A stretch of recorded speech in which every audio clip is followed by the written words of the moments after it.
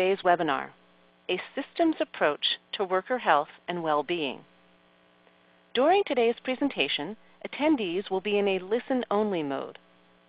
If during the program you would like to submit a question, please use the chat pod located in the lower left corner of your screen. Type your question in the box at the bottom and click Send. If you have technical difficulties, you may contact the help desk at 877-297-2901.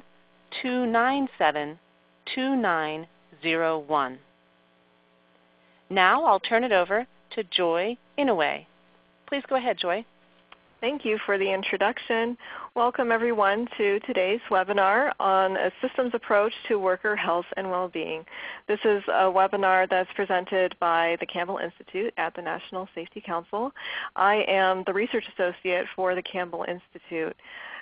So this webinar today is a combination of a couple of things.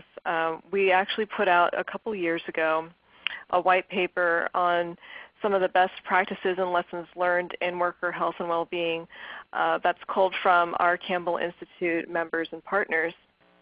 And we're going to go a little bit through that in the first about 15 minutes of this presentation, which is kind of a lead-in to the second part of the presentation, which really focuses more on the second white paper that we just released last fall.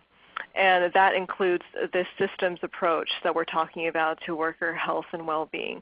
It's not so much a research paper as it is kind of a thought leadership piece that we put out last year. So that's kind of the structure for today's webinar, kind of going through these two different papers that we released, and hopefully you'll get some good information after the hour is through. All right, so let me tell you a little bit about the National Safety Council if you are not already familiar with us. We are a nonprofit. We're about 105 years old at this point with a congressional charter. And we are dedicated to, as this slide says, eliminating preventable deaths in our lifetime. This is actually the new mission that our President and CEO, Debbie Hersman, put out a couple of years ago. We realize that this is a very large goal to accomplish, but we are up to the task, and we are doing this through our advocacy efforts, our leadership efforts, our research and training. And if you're wondering, how we apply to safety, we are looking at actually safety in all areas of life. So at work is in the workplace, that's primarily how the National Safety Council started. We started with workplace safety, but we have since branched out in the past 100 years to safety in our homes and communities and also on the roads. So where the Campbell Institute fits into this is mostly in the workplace arena. That's where most of my research takes place with our Campbell Institute members and partners. If you're interested in a little bit more about the Campbell Institute, we're considered the EHS, that's the Environment, Health, and Safety Center of Excellence at the National Safety Council. So much like NSC has organizational members, the Campbell Institute also has organizational members, and we rely on them to determine the path for our research and to also contribute their knowledge and best practices that we can share with you. So our vision at the Campbell Institute is to be that trusted source for protecting people and preserving the planet.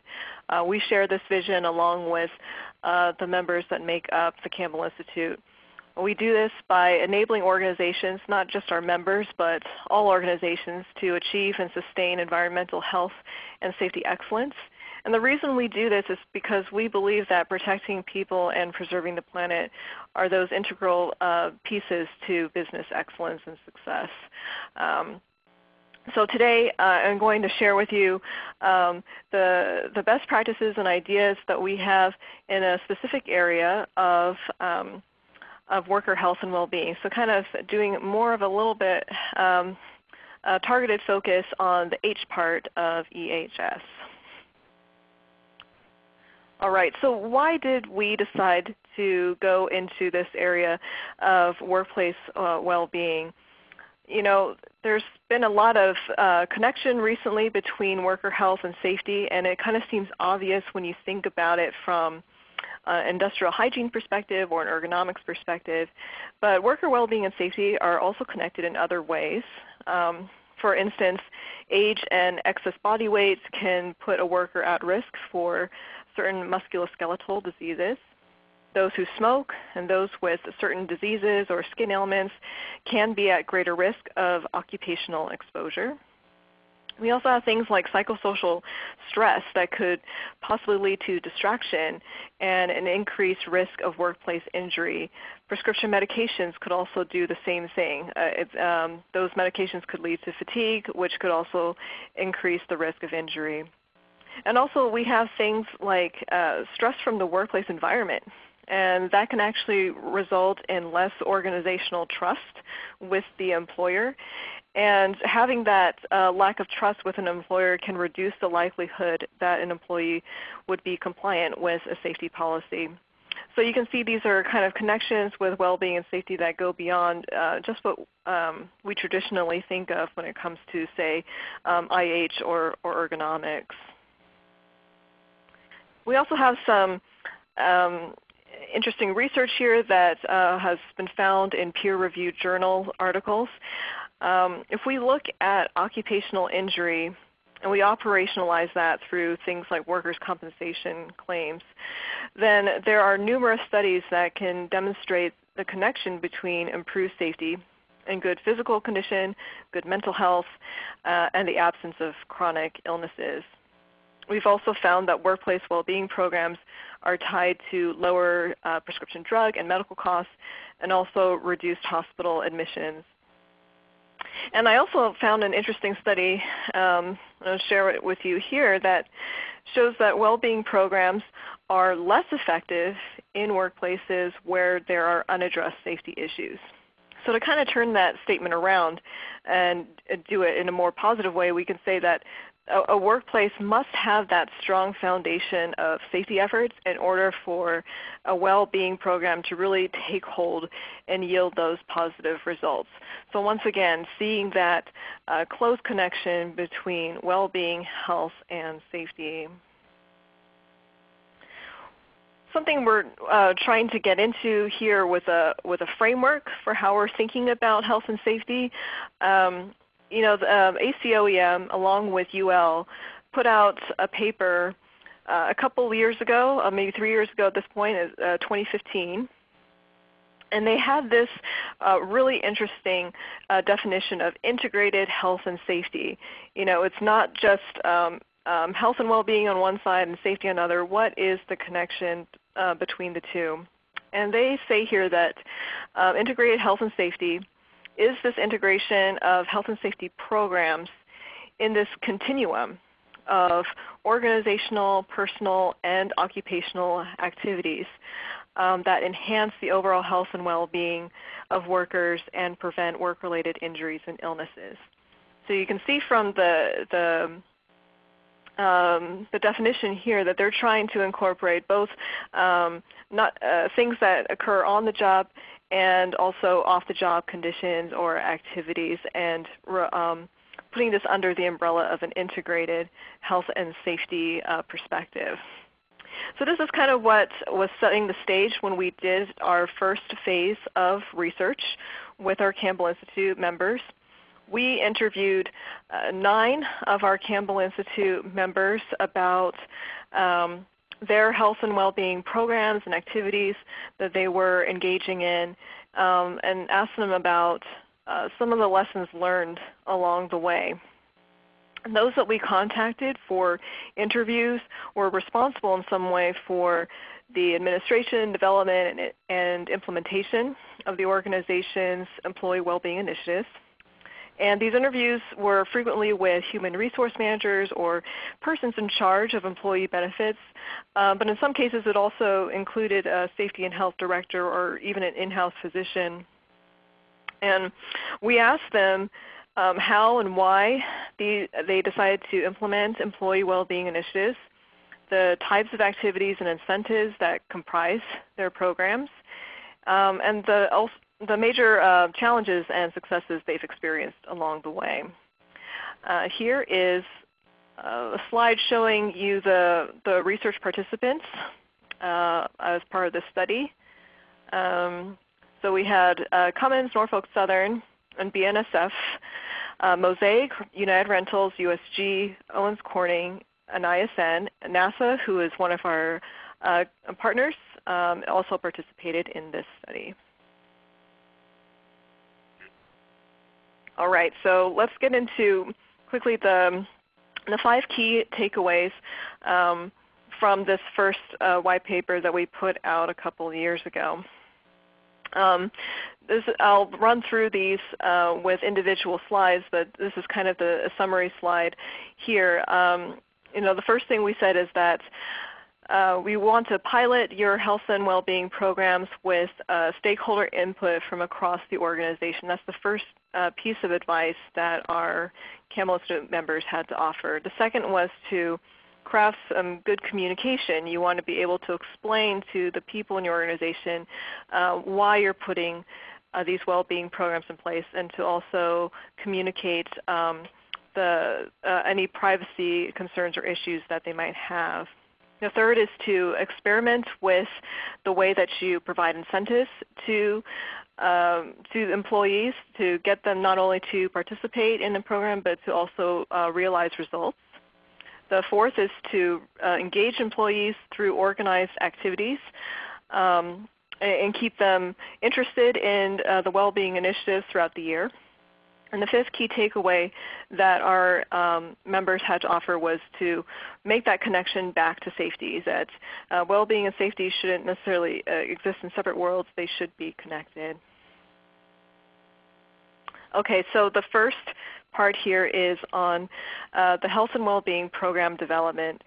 We found that many of our organizations started small with pilot activities in select locations.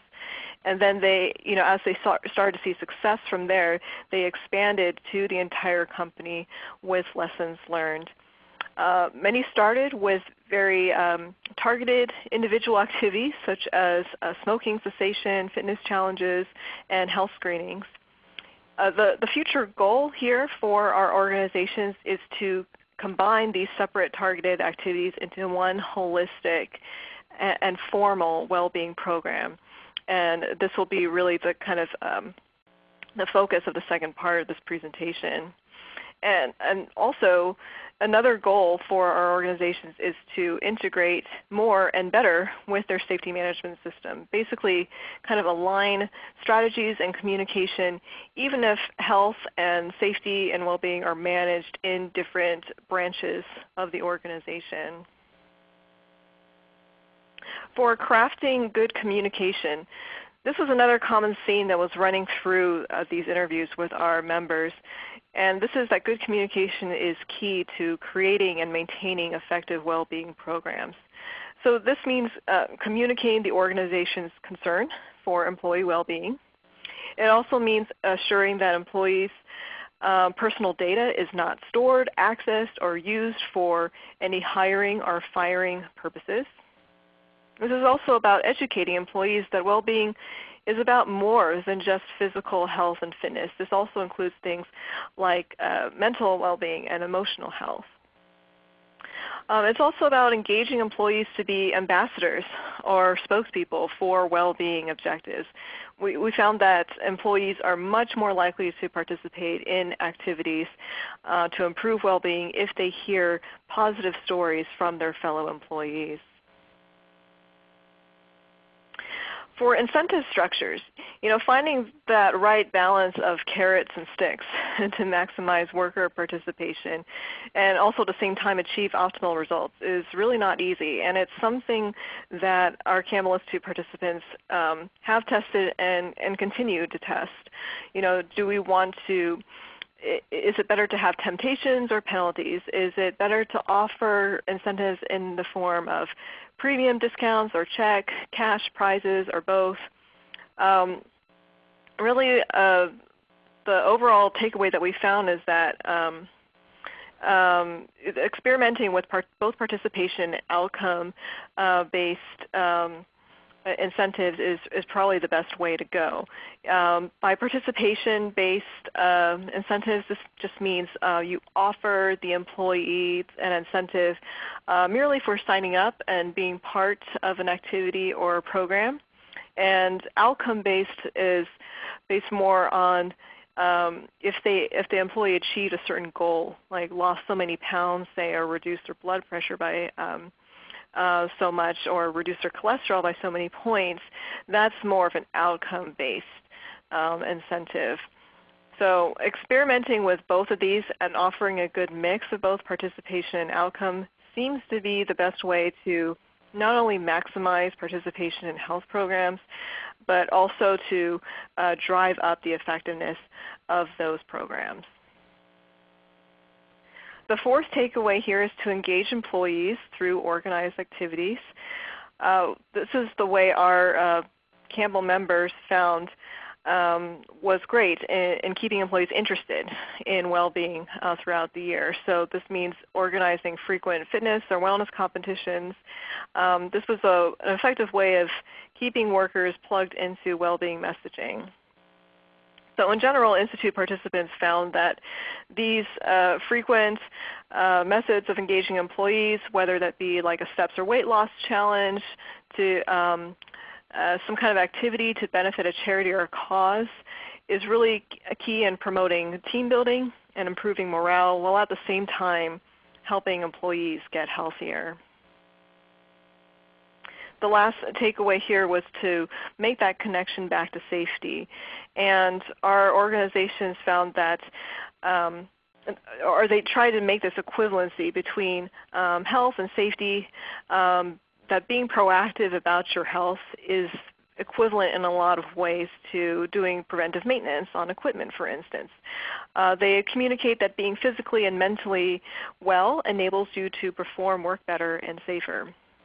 And something that we have to remember about a lot of our Campbell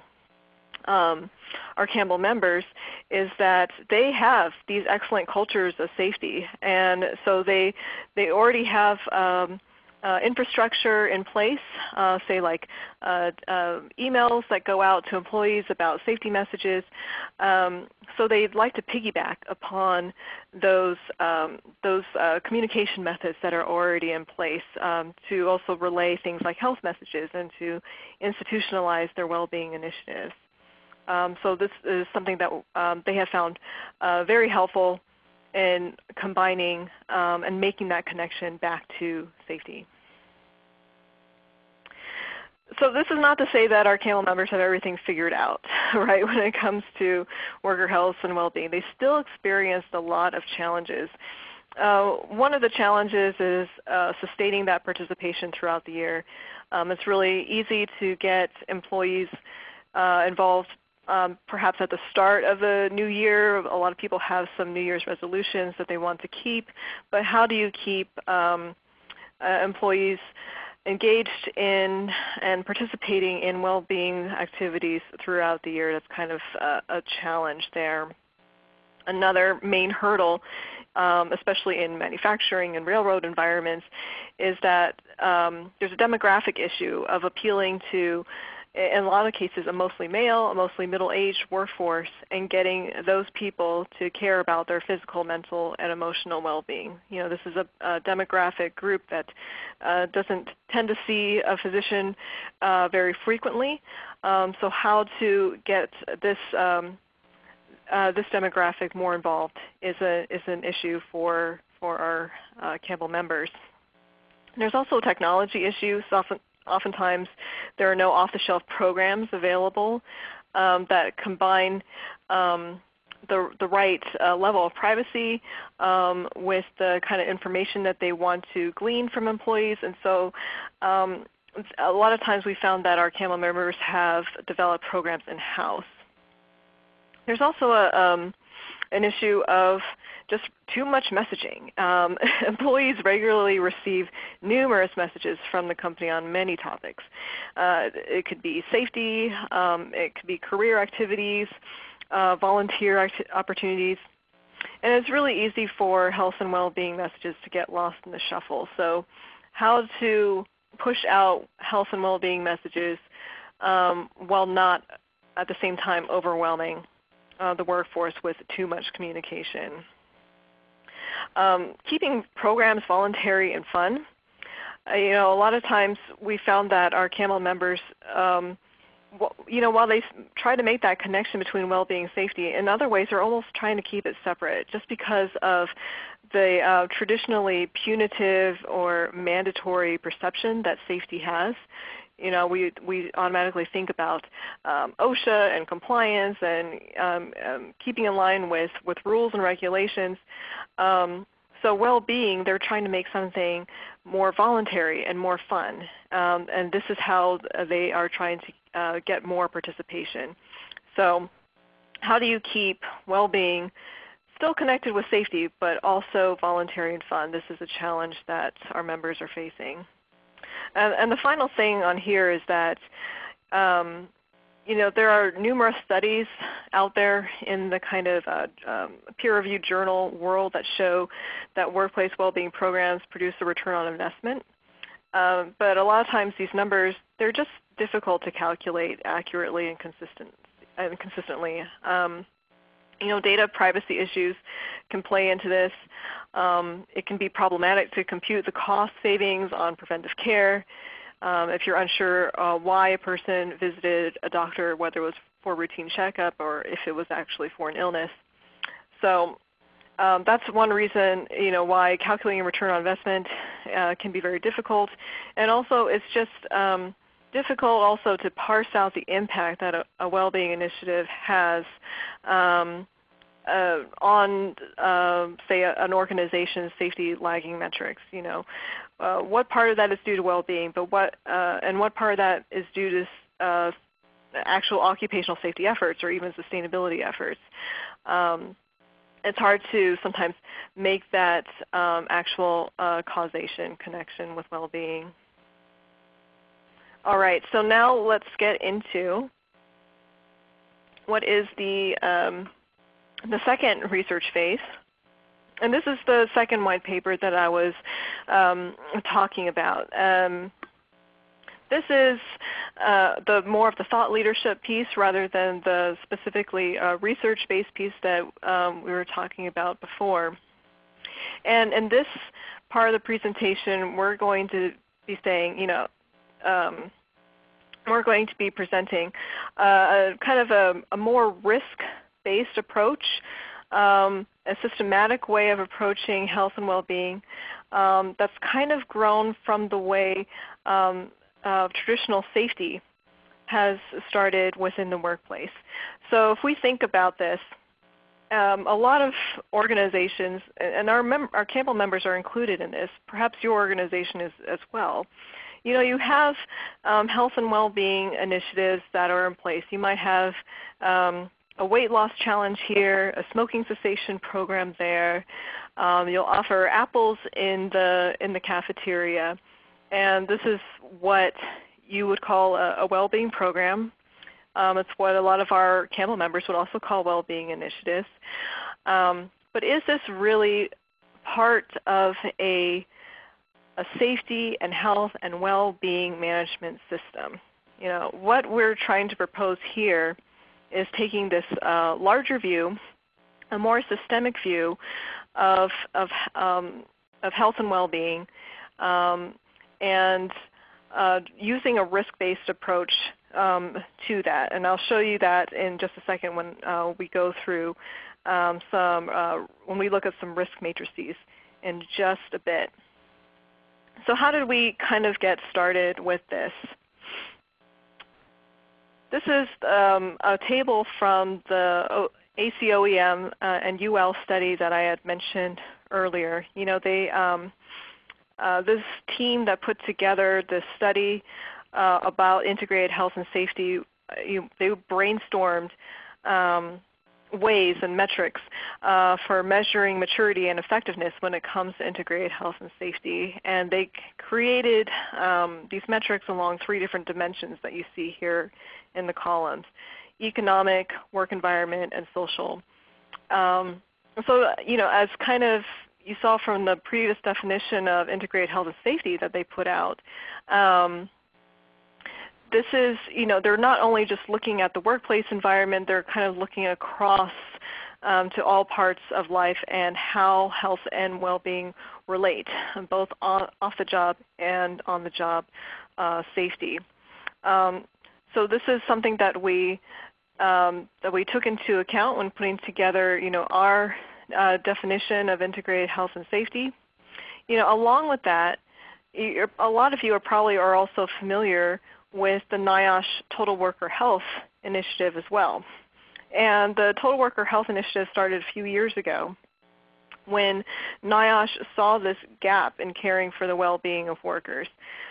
A lot of times workplace safety and health programs, they focus solely on safety and protecting workers from kind of this hazards and work environment setting.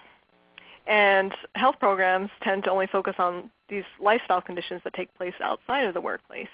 And TWH was trying to design and integrate workplace safety protection with off-the-job health promotion. And this table provides a short summary of some of the issues that are relevant to advancing worker well-being through total worker health.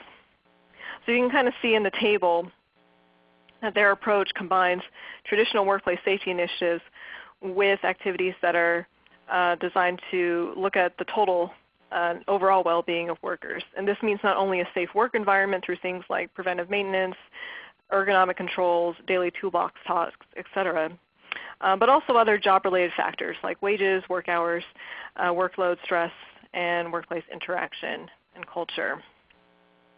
I have a couple of different frameworks to run through before I show you what we have for our systems approach to worker health and well-being. This one is from the Health and Safety Executive, which is in the UK. And if you're not familiar with HSE, the Health and Safety Executive, they're kind of the equivalent of OSHA over here in the States. And they put together an HSE management standards indicator tool.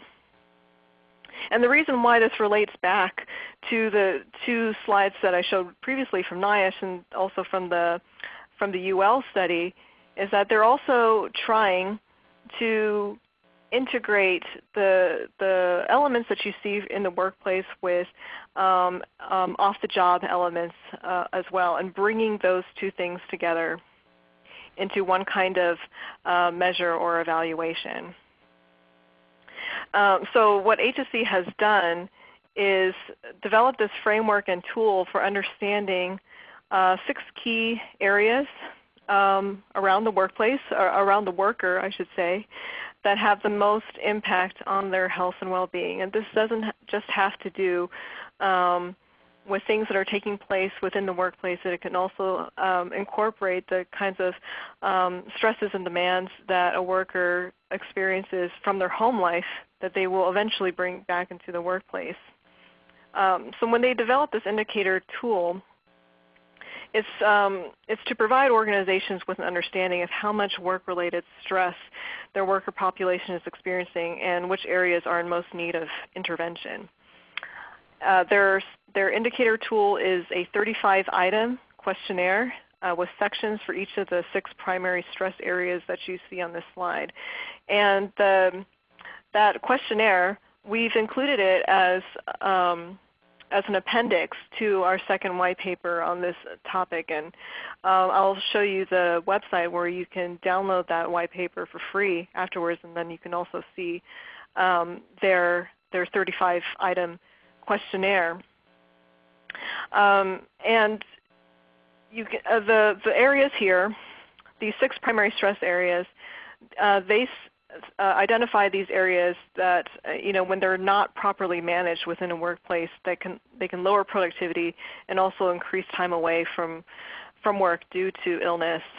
So to quickly go through, when we talk about demands, these are issues that are related to workload, work patterns, and the work environment. Control is just how much agency a worker has regarding the way they do their work. support is about the encouragement and sponsorship and resources that they receive from the organization, from their managers, and from their colleagues. Relationships deal with the avoiding conflict and the promotion of a positive working environment. When we talk about role, that's how people understand their roles within the organization and whether the organization ensures that they do not have conflicting roles. And change is just how organizational change is managed and communicated throughout the company. So this is it's primarily work-based focus, but it has a lot of elements of off-the-job that come into it as well. And we can see this happening in this next framework, also from the UK. This is from Tim Marsh. Tim Marsh is with the British Safety Council, and he has promoted or put forth this idea of thriving. He actually just released a book last year on the subject, and I'm sure you can find it online. He proposes this holistic model of thriving that takes into account habits around home life and also the work environment. So once again, as all these frameworks that we've been looking at have done, trying to bring both the work life and home life and just your own personal habits and culture and personality, how all of that intertwines to be part of total worker health and well-being. So his recommendation is to actually screen people and processes and find out who or what is in most need of intervention and discover those areas where gaps have to be filled. And after doing that kind of an assessment, he's recommending that workplaces could develop a variety of tools, skills, and interventions to address what are the areas that are most at risk for workers. So it could be things like sleep or fatigue. It could be financial well-being. They might even want to offer meditation to deal with worker stress. So he uses this word thriving very strategically. He wants to distinguish it from other models of just coping or resilience, which really put a large part of the responsibility for balancing the pressures of home life and work stress on the worker, him or herself. He's saying that with this thriving model, workplaces actually assume a large part of that responsibility to create that environment and culture in which individuals can thrive. So he suggests offering things like worker assistance programs, mental health first aid, health workshops, etc., to build that environment for individuals to not just cope with the stresses that they deal with in work and home life, but to actually thrive under challenging circumstances. So now we kind of get into our proposed framework. We've looked at things from Tim Marsh. We've looked at things from NIOSH, Total Worker Health, the Health and Safety Executive, and ACOEM and UL. These are theoretical frameworks. What we're trying to do at the Campbell Institute and what we propose is to synthesize these existing theoretical frameworks and models and transition them into actual applied research and strategy. What we're doing is proposing a systems approach to assessing and also addressing total worker health and well-being. So much in the same way that occupational safety in a lot of workplaces evolved from this kind of ad hoc safety initiatives to a more comprehensive safety management system, we're putting forth that same similar maturity model for worker health and well-being. Think about what safety in the workplace was before we had something called an SMS, a safety management system. It could have been a hand safety program here, an ergonomics program there. something on forklift safety over here. And these were just disparate programs, but they weren't really formed together as part of an overall safety management system. It's kind of the same way right now when it comes to health and well-being in a lot of companies. Like I said, just a weight loss program here, smoking cessation program there. How do we integrate this into a systematic approach that actually addresses the highest risk areas for health and well-being for workers? You might have these a diet and exercise program in place for your company, which is great, but is that really addressing what is the highest risk for health and well-being within your worker population?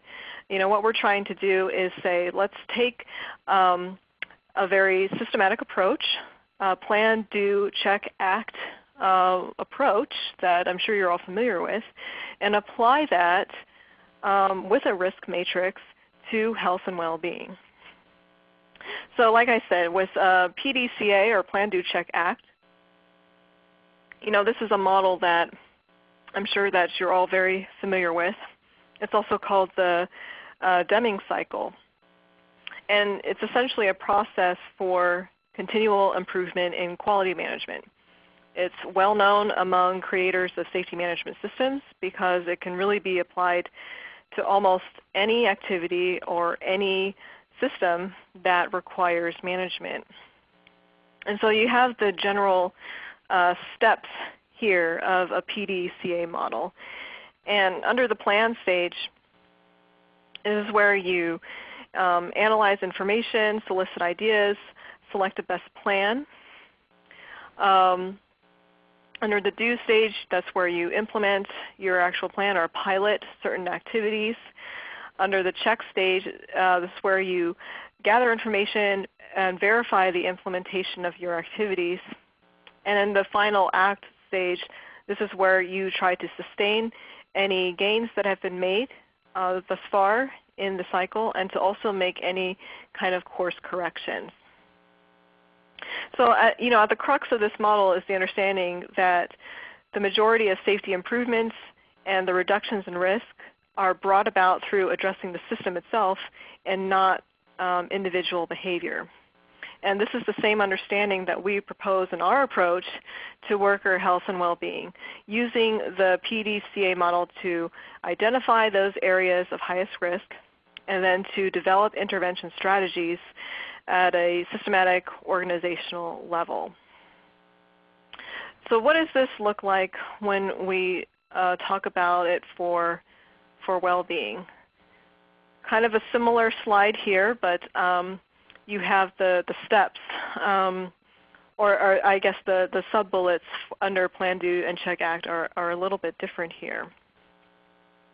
So what we're trying to propose here is to say, all right, let's do a data-driven process for health and well-being. In order to do this, we have to first understand what are the key risk factors within the worker population.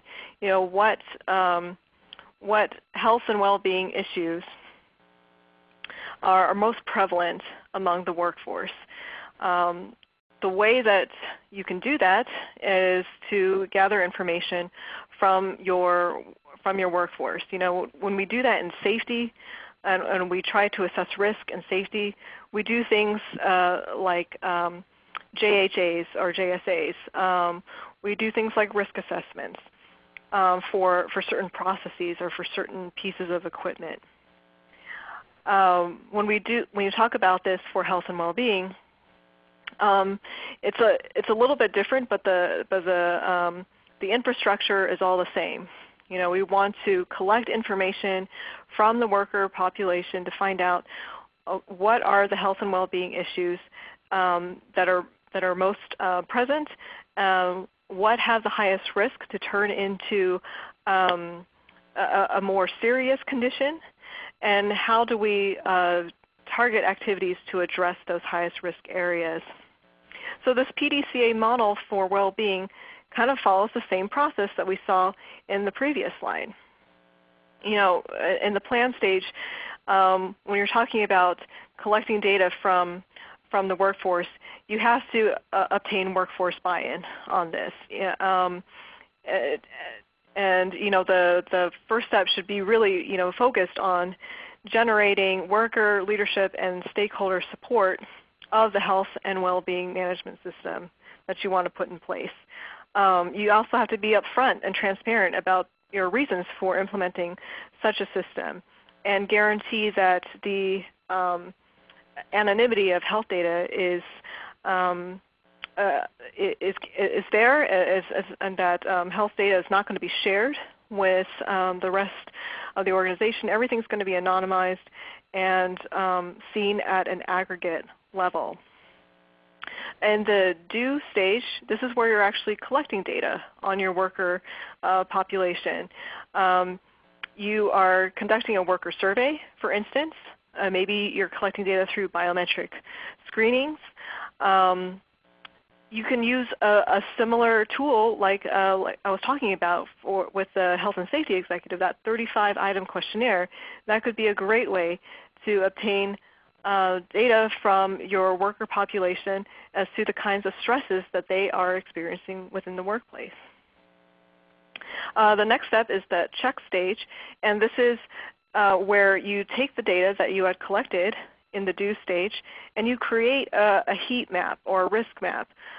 Find out what are those areas that are most affecting your workforce population, and then allocate resources and activities to address those key risk areas.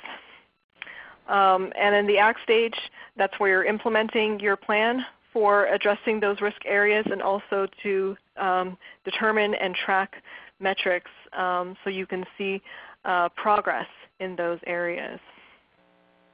All right, so what does a risk assessment look like for this?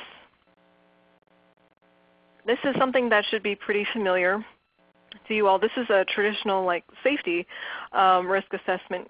You can see on the x-axis, this is the severity, the potential severity for a certain activity, and the y-axis is capturing, you know, the likelihood that that a serious injury could occur from a certain activity. So this is a very targeted for safety activities. You know, we're looking at things like typing and filing is in this green area. It's very rare that a serious injury would occur from such an activity, and even if an injury were to occur, it would be negligible at most. Take that to the other side of the heat map, and you can see something like installing a power line.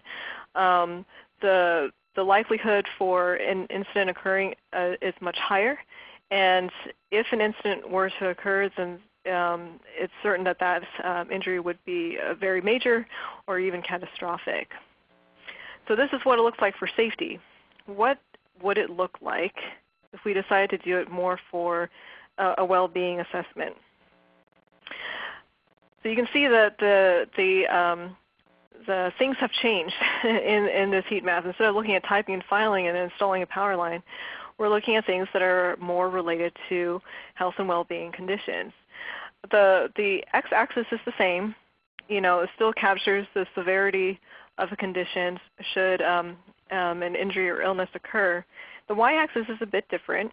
Instead of capturing likelihood, it's more of a measure of frequency. So how many workers are affected by said condition, or how long it would take a condition to pose a significant health problem. So we can kind of make a little bit of assumptions here that maybe diet and exercise is, at least in this risk assessment, it's something that doesn't affect that many workers, and also the severity would be negligible or minor. However, you know, this is just a sample. Perhaps after you do an assessment of your organization, through the biometric screenings or through looking at a worker survey and getting that data back, you might have a little bit of a different heat or risk map. Your actual heat map could look more like this. So something like poor diet and infrequent exercise. It's kind of moved positions on this heat map a little bit. It may still pose a negligible severity, but it affects a lot of workers. So this might be an area where, as an organization, you would want to place some attention to improving diet and exercise. This could be a way of attacking some low-hanging fruit, for instance. On the other hand, something like stress and fatigue has also shifted positions, in this map. So it's something that affects also quite a bit of workers, but it also has a higher potential severity score. That if stress and fatigue are left unchecked, it can result in an injury or illness that's much higher on a severity score than something like diet and exercise. Implementing programs to address worker stress and fatigue, it may be a heavier lift than developing programs for diet and exercise, but it could also have a greater impact on the overall well-being of your worker population.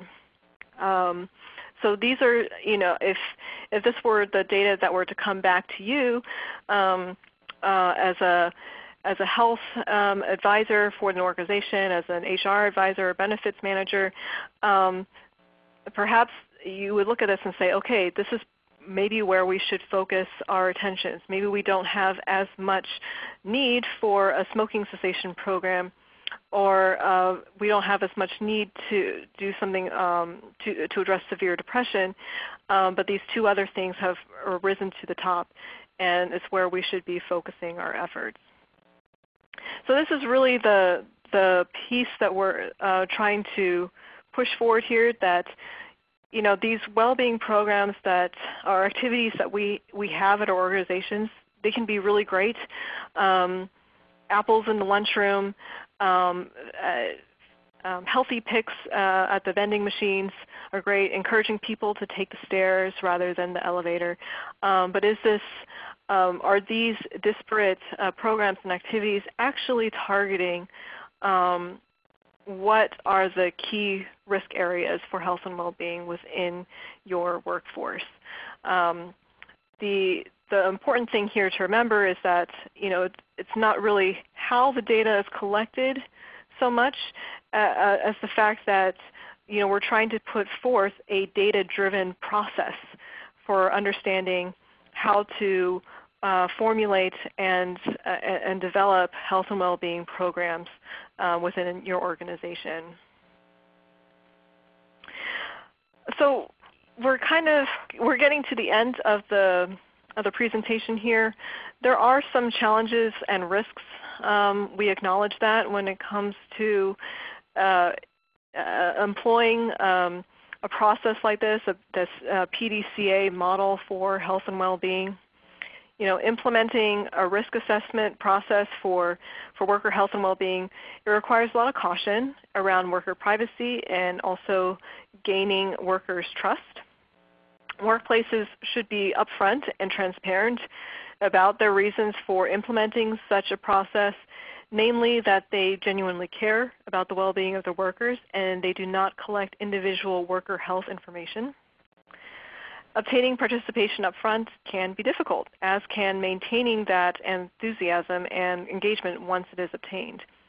Another thing that's a challenge for health and well-being systems implementation like this is that this process requires an extended timeline in order to really analyze what the data are saying and to fully realize the results of your mitigation strategies. This is not something that you would see results in a very short timeline. Not over 3 months or maybe even 6 months. It's something that requires a much longer time horizon. So it does require that kind of commitment from the beginning and continued support from the rest of your organization. We're also looking at some next steps here for this line of research that we started. We did start with the initial research, asking our Campbell Institute members and partners, about their programs, about their best practices and lessons learned.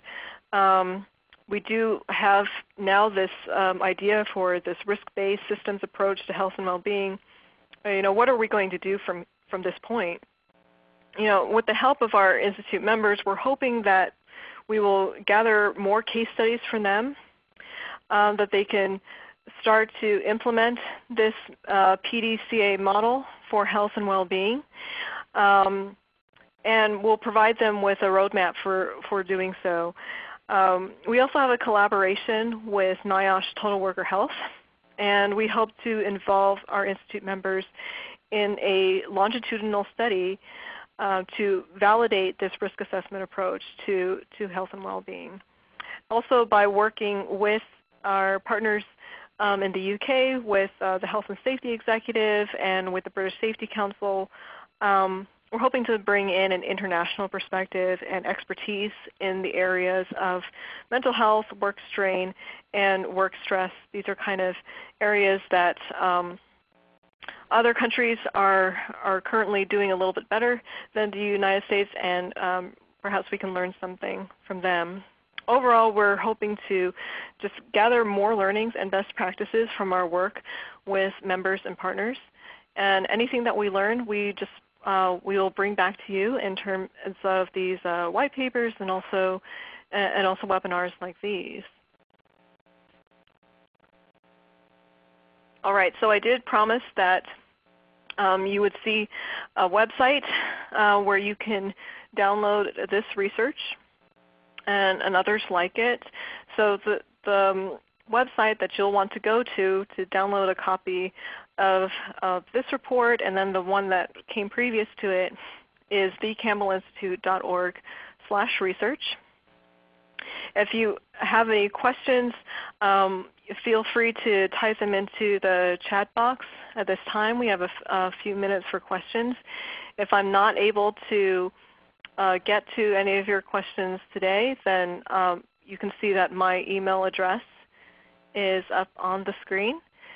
And you can send me an email there, and I will do my best to answer your questions. I do have to always give the caveat that I myself, I'm not an expert when it comes to safety, health, or well-being. I am not a safety professional, but I do work with a lot of them. And if I can't answer your question, I'm sure somebody I know could take a really good stab at answering your query.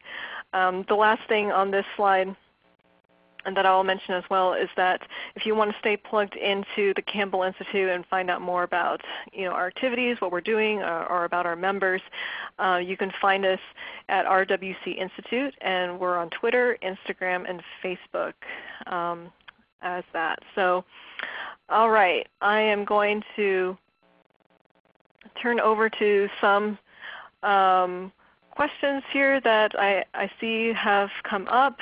I'll try to take them in order, and I apologize if I'm not able to answer your question fully. So let's see the first one here.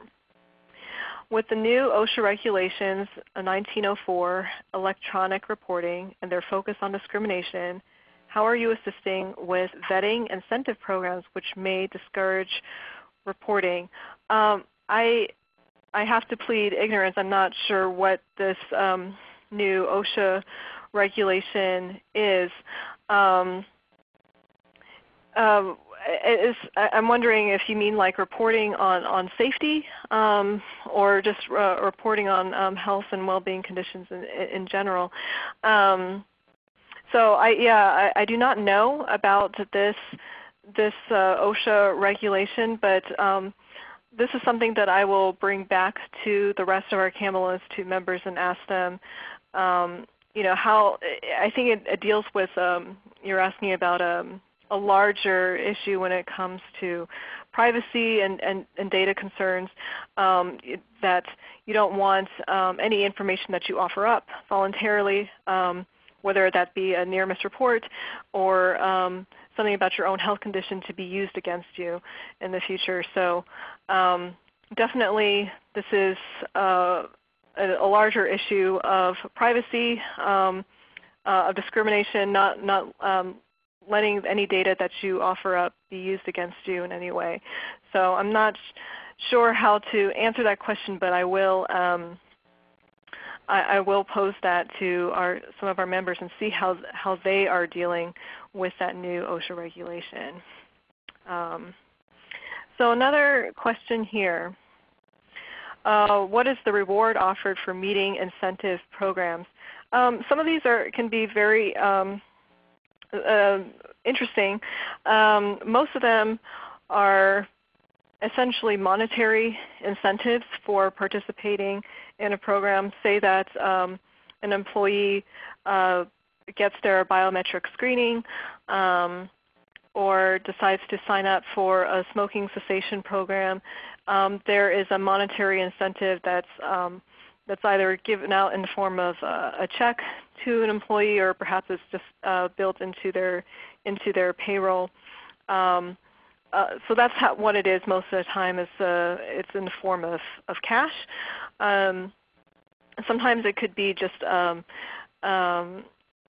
depending upon the organization and what they're able to offer. It might be something smaller. It could be like a prize, say, for participating in a STEPS challenge. Not necessarily monetary, but it's some kind of certificate or a little tchotchke or something that they would offer to that. So those are the kinds of incentives that are mostly offered. Usually it does deal with cash. Okay, so the Tim Marsh slide. What is NT skills? Yes, that is that's a good question. So NT stands for non-technical skills, and I can go back here to that slide and show it to you. Right. So he's basically saying here that that non-technical skills can also contribute to an individual's sense of thriving and well-being. The name of his book, I think someone asked. It's I don't have it here in my white paper, because when I was putting together the white paper, it was still in the process of being published. But I think it's probably called something like Thriving is in the title, and you can look up Tim Marsh, and 2017 would be the publication date for that. Okay, so I have maybe time for a couple more questions. Let's see here. What best practices are you seeing in HR and EHS working together on this journey? It's really interesting to see what happens in some organizations, that they're putting together basically EHS teams that include not only your traditional safety teams, but also people from other functional areas of the organization, and that includes things like HR, it includes things like facilities and maybe even legal, and how all of those components and all those departments have contributions, can have contributions when it comes to safety, but also well-being. So that's I don't know if it's a best practice necessarily. Maybe it's a common practice that I've seen among our Campbell Institute members, is that they are starting to formulate broader EHS teams that are not just housed within the safety department, but they also bring in HR or any other kind of department that's also responsible for health initiatives, for well-being initiatives on the part of employees, and getting their voice into the mix has been very, very key for them in rolling out a more holistic and systematic approach to overall total worker health and safety. All right, so there are a lot of other questions here, and I'm sorry that I can't get to them because I'm sure our Beacon Live moderator will tell you that it is the top of the hour. So let me just go back to the slide real fast. Yeah, if there's any question that I wasn't able to get to, I know there were a lot. Please email me at my email address. It's joy.inoue@nsc.org. And you can stay plugged in to us on Twitter, Instagram, or Facebook, and also download the paper at the address above. So thank you everyone for your attention. I really appreciate it. And I hope you all have a safe day. Thank you, Joy. Thank you everyone for joining us for this webinar. We appreciate your attention and participation in today's event. Have a great day. You may now disconnect.